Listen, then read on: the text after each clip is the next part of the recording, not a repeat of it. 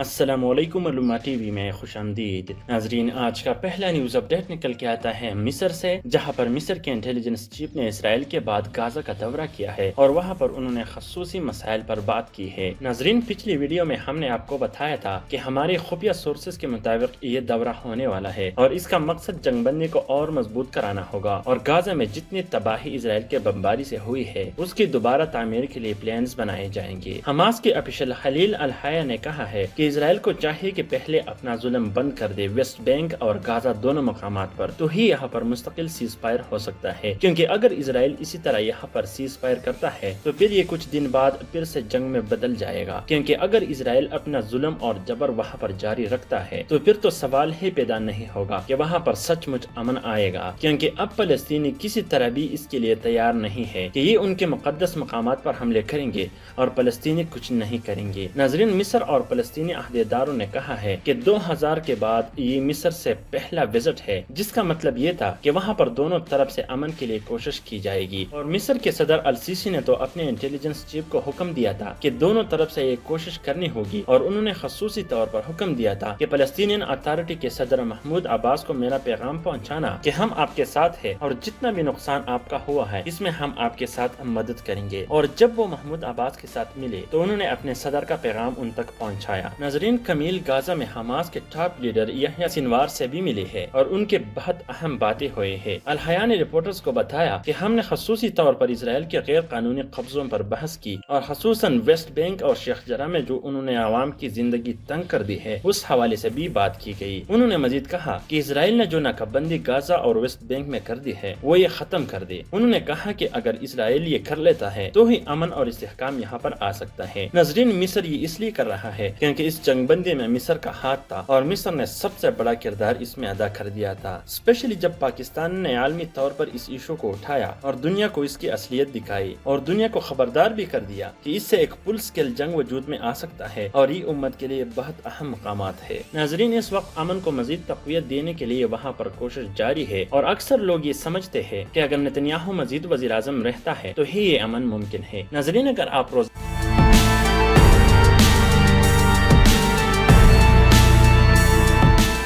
ناظرین، آج کا دوسرا نیوز اپڈیٹ نکل کے آتا ہے پاکستان سے، جہاں پر ایک بار پھر پاکستان کا سٹیٹمنٹ انڈیا کے حوالے سے آیا ہے اور عمران خان نے ایک لائیو سوال و جواب کے سیشن میں کہا ہے کہ انڈیا کے ساتھ تعلقات بحال کرنا اس وقت کشمیر کی مظلوم عوام کے ساتھ غداری ہوگی، اور خصوصاً جب پاکستان نے 3 جنگیں صرف کشمیر کے حوالے سے لڑی ہو، اور اس کے علاوہ بھی پاکستان نے اپنے اربوں ڈالرز کا نقصان کیا لیکن انڈیا کے ساتھ تعلقات بحال نہ کرتی ہے۔ اور جیسا کہ عمران خان نے کہا کہ انڈیا سے اگر ہم تعلقات بحال کریں گے تو اس سے پاکستان کو بہت بڑا فائدہ ہوگا۔ اس کا مقصد یہ ہے کہ انڈیا میں تقریباً 1.5 ارب لوگ رہتے ہیں، اور اگر تعلقات انڈیا کے ساتھ اچھے ہو اور اگر ہمارا پروڈکٹ وہاں پر جائے اور ہمارے لوگ وہاں پر کاروبار کر دے تو اس سے پاکستان کو اربوں ڈالرز کا فائدہ ہوگا، اور یہ صرف پاکستان کو نہیں بلکہ انڈیا کو بھی اس سے بہت فائدہ ہوگا۔ لیکن پاکستان نے کئی بار کہا ہے کہ ہم انڈیا کے ساتھ تبھی تعلقات بحال کر سکتے ہیں جب وہ کشمیر کا اسپیشل سٹیٹس بحال کر دے اور وہاں پر اپنا ظلم اور تشدد بند کر دے۔ ناظرین، عمران خان نے کہا کہ جب سے میں نے حکومت سنبھالی ہے میرا یہ پہلے دن سے کوشش تھا کہ انڈیا کے ساتھ بات چیت کے ذریعے مسائل کا حل نکالے اور کشمیر کے مسئلے کا حل بھی نکالا جائے، لیکن یہاں پر انڈیا کی حکومت یہ بالکل سیریس نہیں لے رہا اور اس نے وہاں پر کشمیریوں کی نسل کشی جاری رکھی ہوئی ہے، اور نئے قانون کے تحت وہ وہاں پر ہندو آباد کر رہے ہیں تاکہ آہستہ آہستہ کر کے ہندوؤں کا اثر وہاں پر بڑھا دیا جائے اور کشمیریوں کے اندر ہندو کلچر بھی پروموٹ کر دیا جائے۔ یعنی یہ بالکل وہ کر رہے ہیں جو یہودی فلسطین کے ساتھ کر رہے ہیں، لیکن یہ ہندو دہشت گرد یہودیوں سے بھی زیادہ بدتر ہے۔ وہ اس لیے کہ غزہ میں میڈیا تو آزاد ہے لیکن کشمیر میں ہندو شرپسند میڈیا بالکل بھی نہیں چھوڑتے، اور مہینوں تک عوام کو زبردستی گھروں کے اندر رکھا جاتا ہے اور ان سے خبر تک باہر نہیں آنے دیتا تاکہ وہاں پر کیا چل رہا ہے یہ کسی کو پتہ نہ چل سکے، کیونکہ وہ ایک ساتھ میں کئی مہینوں تک وہاں پر انٹرنیٹ بند کر دیتے ہیں۔ یہ تو اچھا ہوا پچھلے سال 27 فروری کو پاکستان نے مودی کو ایک اچھا سبق سکھایا، اور صرف انڈیا نہیں بلکہ اسرائیل کو بھی، اسپیشلی اسپیشلی جب اسرائیل کا ایک کمانڈر ہم نے پکڑا اور پھر سعودی کی طرف سے منت سماجت کے بعد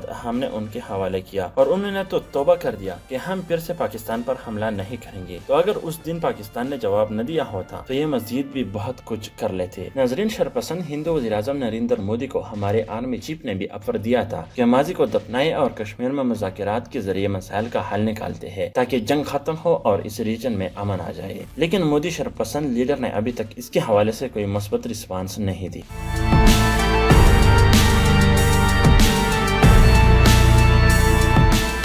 ناظرین، آج کا تیسرا نیوز اپڈیٹ نکل کے آتا ہے افغانستان سے، جہاں پر افغانستان کے سابق صدر حامد کرزئی نے بالآخر تسلیم کر لیا ہے کہ امریکہ افغانستان میں دہشت گردی ختم کرنے نہیں بلکہ اپنے مفادات کے لیے آئی تھی. اور یہ بات میں نے بھی اپنے چینل پر کئی بار آپ کو بتایا، لیکن کوئی یہ ماننے کے لیے تیار نہیں تھا. اور آج حامد کرزئی نے ایک لوکل میڈیا کو انٹرویو دیتے ہوئے کہا ہے کہ امریکہ بالکل بھی دہشت گردی ختم کرنے یہاں نہیں آئی تھی. اگر وہ یہاں پر امن کے لیے آتی ہوتی تو طالبان سے پہلے وہ کیوں نہیں آئی جب پورے افغانستان پر خانہ جنگی مسلط تھی. اور یہاں پر میں آپ کو بتا دوں کہ جب امریکہ افغانستان میں آنے کے بہانے بنا رہے تھے تو امیر المؤمنین ملا محمد عمر مجاہد سمجھ گئے تھے کہ یہ اسامہ نہیں چاہتی بلکہ ان کے ارادے کچھ اور ہے. اس لیے انہوں نے کئی مرتبہ کہا تھا کہ اسامہ کو ہمارے حوالے کر دو ورنہ ہم افغانستان پر چھڑ دوڑیں گے. اب یہاں پر زیادہ تر لوگ یہ سمجھ رہے ہیں کہ ملا عمر نے اسامہ کیوں ان کے حوالے نہیں کیا. تو اس کا جواب سمپل ہے کہ وہ صرف بہانہ بنا رہے تھے، اور اگر ملا عمر ان کو اسامہ دیتی بھی تو تب بھی وہ ایسا ہی کرتی. اور اس کو اب حامد کرزئی نے تسلیم کر دیا ہے کہ وہ یہاں پر کیوں آئے تھے. انہوں نے مزید کہا کہ امریکہ نے افغانستان میں عوام کے گھر مسمار کیے اور پھر انہوں نے کہا کہ یہ طالبان کے استعمال میں تھی. ناظرین، امریکہ نے یہاں پر بہت جنگی جرائم بھی کیے اور اسپیشلی آسٹریلیا نے تو ہمارے افغان بچوں پر نشانہ بازی بھی کی تھی، جس کے جواب میں صرف آسٹریلیا نے معافی مانگی اور معاملہ ختم کر دیا. اور حامد کرزئی کے مطابق وہ اپنے مفادات کے لیے یہاں آئے تاکہ وہ یہاں پر بیٹھ کر چائنا، پاکستان، انڈیا اور روس کو ٹیکل کر سکے، کیونکہ امریکہ کو یہ اندازہ اچھی طرح ہوئی ہے کہ چائنا ہمارے لیے سب سے بڑا دشمن ہے اور ہمیں اس کو وقت پر کنٹرول کرنا ہوگا. لیکن ناظرین، چائنا اس وقت امریکہ کے ہاتھ سے نکل گئی ہے اور وہ بہت ترقی کر گئی ہے، اور اپنے آخری بندے کو بھی انہوں نے غربت سے نکال دیا. کیونکہ جب امریکہ دہشت گردی پھیلا رہی تھی تو چائنا کاروبار کر رہی تھی، اور کاروبار کے ذریعے انہوں نے اپنی اکانومی بھی بہت مضبوط کر دی اور اپنا فوج بھی. اس وقت چائنا ایک تھریٹ بن گیا ہے اور امریکہ کو سمجھ نہیں آ رہی کہ کیا کیا جائے. اور اب روس اور چائنا کے تعلقات بھی بہت اچھے ہیں، اور جو بھی ممالک امریکہ سے دور ہوتے چلے جا رہے ہیں وہ چائنا اور روس کے صف میں کھڑے ہو جاتے ہیں، جس سے امریکہ میں خوف پھیل گیا ہے کہ یہ بلاک اگر بن گیا تو امریکہ کے فیصلے ہر وقت چیلنج کرے گا. اس لیے افغانستان میں شکست کھانے کے بعد وہ یہاں پر اپنے اڈے ڈھونڈ رہے ہیں تاکہ یہاں سے وہ چین کو کنٹرول کر سکے. لیکن جس طرح میں نے آپ کو بتایا ہے